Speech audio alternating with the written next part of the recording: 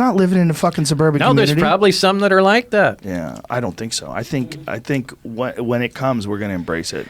We're going to embrace it the same way you embrace cell phones, the same way you embrace television. There's going to be a few holdouts. I don't even have an email address, man.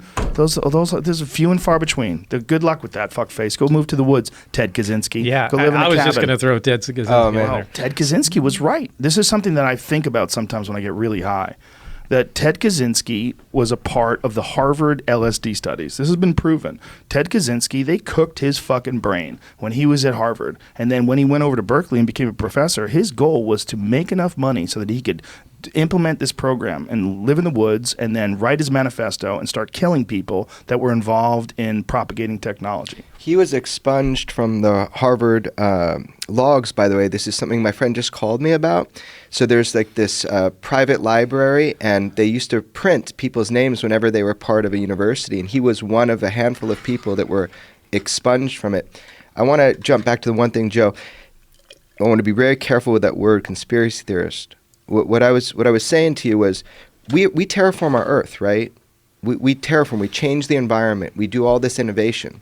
What is stopping us from thinking that that's not being done? I'm not saying it is. I'm saying what's stopping us from thinking that that's being done on a much bigger level, on a cosmic level. You mean like aliens coming down doing that to humans? No, I'm telling you that there is something here. There's a fact. There's something. They're a craft. They're here. They're not ours. They're here. So the question is, what is that about? And I'm just looking at what we do with what you're describing with technology. Well, and I think it's much more likely that the same way we observe chimps and we observe that they are now in the Stone Age, that they're observing us, and that they're recognizing that there is a pattern, that there's steps that happen.